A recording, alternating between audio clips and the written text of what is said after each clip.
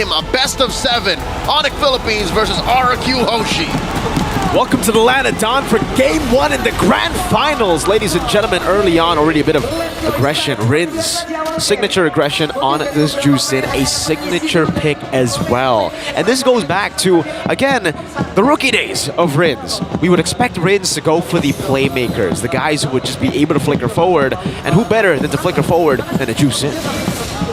And it's not a flicker though, it's a purify. So they're gonna play with that range. They're gonna play with how aggressive ONIC BHR. If this was any other combo than the Selena and the Cho, maybe he'd flicker, right?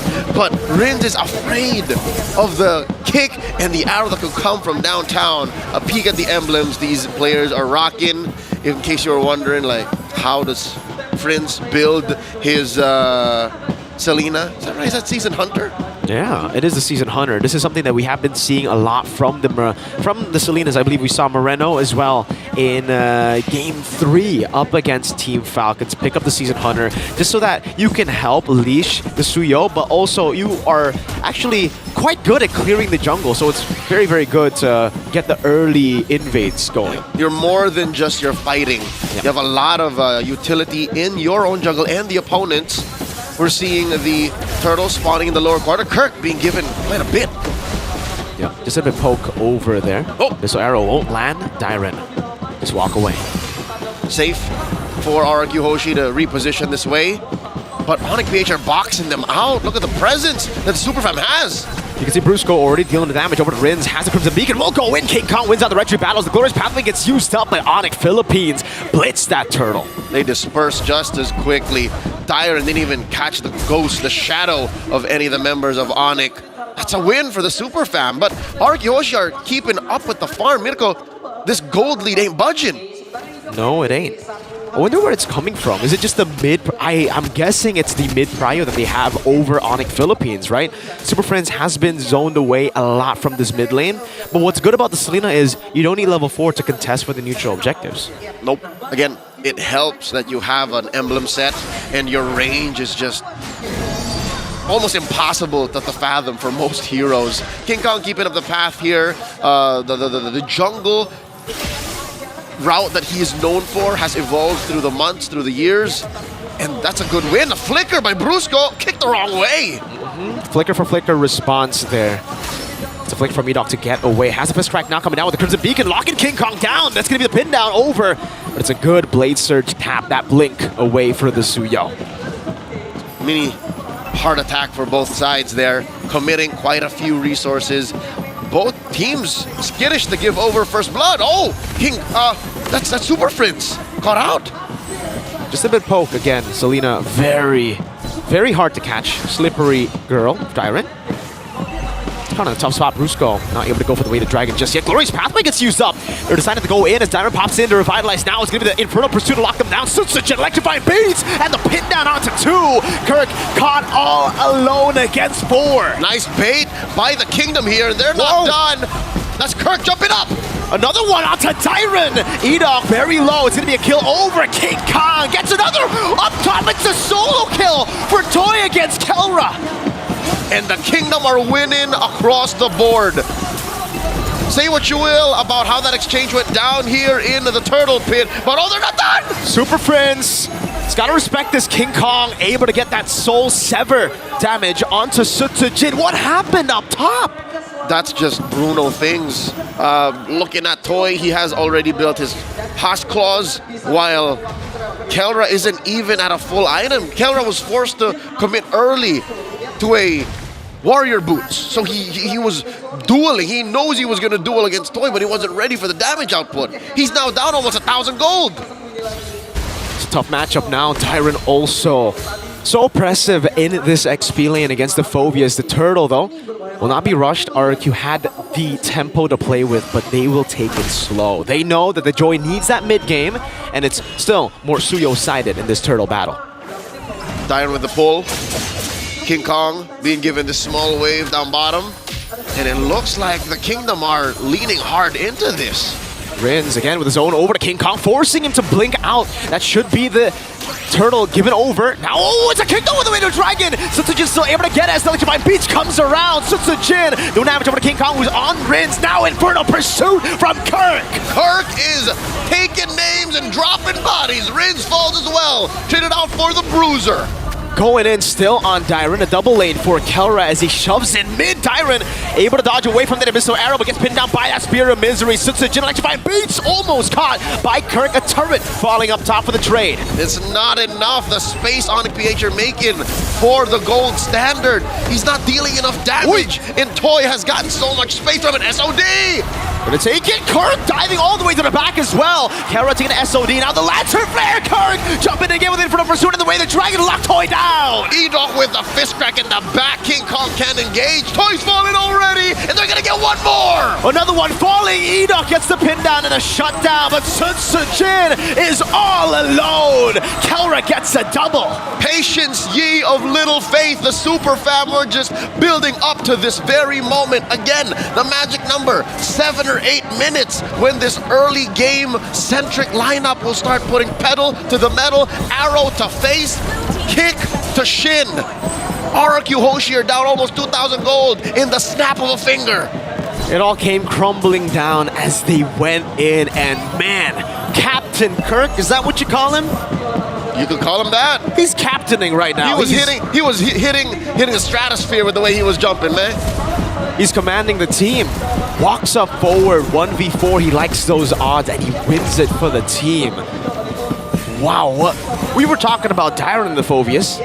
Seems like we just haven't been able to see Kirk on the Phoveus. Yep, that's his middle name I hear. Kirk Phoveus Gutierrez. Toy getting a little space up top. Again, that's the only safe haven for RRQ right now because they lost so much in mid, lost so much down bottom. And with this last turtle, I'd reckon even RRQ will have to think twice because a single SOD on Kelra, who'd have thought it would be unlocked so quickly? Solo kill, I thought with that, they'll be able to handle the man in that gold lane. Edok poke down again. Kirk, so impressive. Jumping in one more time as Rince is able to zone him away as Brusco looks for the kick over. Gets away the Dragon, but Sutsujin still wins out the retry battles. Brusco gets away the Dragon, but now gets caught in the glorious pathway. Sutsujin takes him down. Kirk all alone. Meanwhile, Kelra though, Kirk still jumping in again. 4 members trying to go for the trade. Won't be able to do so. SOD! Right in the middle of 4. I don't think Kelra should take this fight. The Super Fam were taken out of their breath, dispersed, split up, separated from each other, and they had no choice but to make the most out of a losing situation. A bad trade, a turret for a turtle, and a good bunch of bodies. RRQ Hoshi have found a way to recover, but ONIC PH are still ahead, very slightly. Only until Toy takes down this turret down bottom will the kingdom have some room to breathe. Look at the space given to Kelra though. It was 1,000 gold lead, I believe, between the two for Toy. Now it's back to 80. That side lane pressure of the Moskov. Something we were talking about when we saw the Moskov low win rate is it's a high skill ceiling hero. But it's Kelra on it now. Yep, you're not just playing 5 other dudes. You're playing the map. You're playing yourself. You got to hit those SODs. And even in the early moments of game number 1, Kelra's been hitting SODs, and he's been making the right calls. A lesser player would have already clicked the teleport, but Kelra said, you know what, we're going to invest in the top lane. This is the long lane. Let's wait. Game has slowed down, but folks, don't get us wrong. Both teams are still in it. We are at deadlock. ONIC PH, this is a negligible 700, 800 gold lead. And to have that confidence, Leo, going for the Moskov. Oh, way the Dragon. Knocks Sutsujin down, but it's the wrong angle. Ow, very close SOD there. Back to the point though. King Kong, no way he takes that Blade Surge, no. The confidence that Kelra has to go Flicker up against a very capable CC lineup of RRQ Hoshi. That's right, there's at least 3 members of RRQ looking to gun for him. Dyron on the Hylos, Rins on the Zushin, Edok on the Badang, who by the way has a Flicker himself. Look at that, finally the push paying off. Again, the Super Fam outnumbered down bottom in the pit. Toy's going to be locked down quite a bit. There is caught in the bad spot. Fistcrack coming out. Jin claiming the Lord. Kelra still on the other side of the map, going for that base turret. Subbed up. Dyron caught, pops in and revitalized, but they're still on the chase. Dyron a missile trap. That's going to be the glowing wand on him still. Another missile arrow landing on Jin. Toy in the midst of it all, caught all alone. SOD Blade Surge from King Kong. Toy full, traded out for Kurt, and the beast is slain as well. All this while, look at Kelra. His push, his investment, his hard work only stopped by the Lord. Can you do it, Kelra? Can you go into 1v3? Jumps on Edok, gets chain CC by the Fistcrack as well. The damage coming out, Kelra. Taken down by Rin's. Edok able to survive with that shield. The gold standards were outnumbered, cornered, and outfought. There were so many reasons he should have gotten out of there, but he held on for hope that he would penetrate and take down that tier 3 up top, and instead it backfires in their face. ONIC PH lose so much on the map. All the lanes are blue, and King Kong had his purple stolen. 11 minutes in, 19 kills. An action-packed game as Edok's looking for the concealed play. King Kong will respect it. Edok walks up forward, gets a Thunderbelt stack. Orange buff control, look at the Lord, super low, still will get that charge. Are they able to hold it all the way to a third? Nah, King Kong quells it. ONIC PH are trapped inside their base now. They've got one last outer turret, tier 2 in mid, and you can say goodbye to that just about now as Toy starts kicking balls in its face. Mirko, this is what we talked about, that Selena. It's good when you're winning, it's good when you're ahead, when you're able to go around the map and take whatever you want, but ONIC is cordoned in, the super fam is under quarantine. RRQ Hoshi have just been so decisive, I would say, right? Because ONIC Philippines, they have had control over the side lanes. They have had control over the map with those traps as well. Vision, map, wave control has mostly been ONIC Philippines. But RRQ, whenever they see ONIC Philippines on the other side of the map, they never hesitate to just fight. Go for the Lord, blitz it before ONIC Philippines can use the setup that they initiated. What you're saying is if all go according to plan, if we follow logic, RRQ Hoshi wins. But ONIC PH in the early game have won one too many coin flips. They got away with way too much. That push up top, that conversion in mid and bottom, that's their early game salvo. But now it's up to the super fam to look for something else. Magical arrow catches Edok, but he was just checking range. He was just making sure the super fam don't go any further than where he allows. 2,400 gold lead. Still pretty even, honestly. 2,000 gold lead isn't really that big here as we get into the 12th minute of the game. It's manageable, but you can feel it. You can see how ONIC respect that fact, and they're struggling to even take this orange. Edok gets caught out, but finally, King Kong get one. I thought that was going to be a kill. Edok didn't even have to burn his flicker out for that. He did burn the Fistcrack, and that is a window for ONIC Philippines. But will they take it? That's the Lord, getting started up already. Expect a dance here from both sides. Lord now down to a third of its health. Edok so low, Kirk's going to win. Glorious Pathway come down as Rins is able to zone them in the back. Kirk flickers out to safety. RRQ Hoshi say no. We get the Lord, we back away. No fights, no windows for you. A display of discipline from the kingdom. Happy with what they got, they'll instead play the next few seconds. Lord comes out in about 10 from now, and Kelra was working on that long lane. So this is definitely some breathing room on the map the super fam needed. The kingdom slowly building up that lead once more, approaching the 3K mark. You could assume that this is what, an extra item on Toy, an extra item on Sutsujin over King Kong? I think so. Maybe I think Wind of Nature is already in the hands of Toy. You know what? No, surprisingly, looking at it, it's actually a lot on Rins over Fritz. It's that mid lane. You know, again, when the Selena the only way for the Selena to get ahead is through kills, assists. That's a Lord charging in the mid lane as Rins is able to zone them again in the bottom lane. Another wave coming down now as the Glorious Pathway will be used up. Kelra piercing through the Lord on HP bars. In the bottom lane, Sutsujin got very low. King Kong, look at the play. The SOD does not land, but ONIC Philippines want to go for the fight. Abyssal Arrow landing. Tyron will sacrifice himself. Brusco! They're not done. The king keeps down Edok. He does survive with some extra shields, but regardless, the fact of the matter is ONIC PH fought 2 battles on 2 fronts and 1, kicking RRQ Hoshi out, keeping their mid lane inhibitor. What a fight. What a defense by ONIC Philippines. By all means, that should have been an RRQ-based turret take. They should have took at least 1 or 2 bodies too.